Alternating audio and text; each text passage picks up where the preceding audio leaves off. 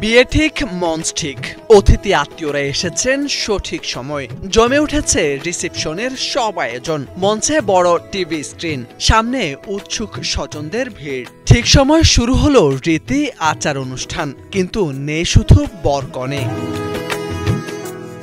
সবাই যখন তাদের অনুষ্ঠান নিয়ে ব্যস্ত, তখন বরকনে হাজার কিলোমিটার দূরে বসে আছেন। স্ক্রিনে তাদের মুখ ভেসে উঠতেই শুরু হলো বিস্ময়। পরিবার জানায় কর্ণাটকে আসতে পারবেন না বরকনে, তারা আটকে পড়েছেন ভুবনেশ্বরে। অনলাইনে যুক্ত হয়ে সারতে হবে বিয়ের পর্ব, কারণ ভারত জুড়ে ইন্ডিগোর বিমান বিপর্যয়ের জেরে নিজেদের বিয়ের অনুষ্ঠানে সশরীরে উপস্থিত হওয়া সম্ভব হবে না নবদম্পতির।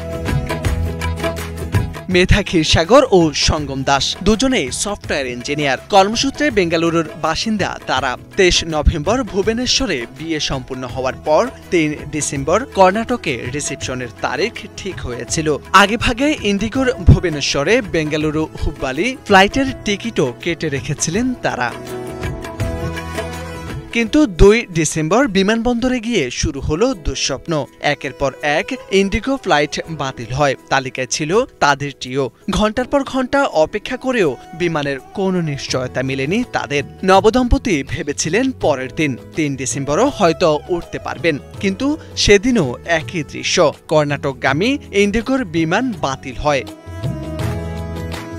তখনই নাটকীয় সিদ্ধান্ত, শুভক্ষণ যাতে হাতছাড়া না হয়। তাই ভুবনেশ্বর থেকে অনলাইনে বিয়ের আচার হুব্বালির মঞ্চে বসানো হলো বড় টিভি। বরকনের সাজে ক্যামেরার সামনে বসে রীতির প্রতিটি ধাপ অনুসরণ করলেন মেধা ও সঙ্গম। পর্দার ওপারে পরিবারের সদস্যরা পূজা আর্চারের সব প্রস্তুতি সামলালেন। এমন অদ্ভুত অথচ আবেগঘন রিসেপশন দেখলেন উপস্থিত অতিথিরাও। এদিকে বুধবার একদিনেই ইন্ডিগোর 200-এরও বেশি ফ্লাইট বাতিল হওয়ায় দিল্লি, মুম্বাই, বেঙ্গালুরু সহ ভারতের বিভিন্ন বিমানবন্দরে বিপাকে পড়েন হাজারো যাত্রী। ঠিক সেই বিশৃঙ্খলার জেরেই নিজের বিয়ের মঞ্চে পৌঁছাতে পারেননি মেধা ও সঙ্গম। অতিথিরা বলছেন, বিমান বিশৃঙ্খলা যতই বাধা দিক, স্ক্রিনের আলোয় তাদের বিয়ের রীতি থেমে থাকেনি। এ যেন বাস্তবের মাঝে সিনেমার দৃশ্য। মোরশেদ আলম, বাংলা ভিশন।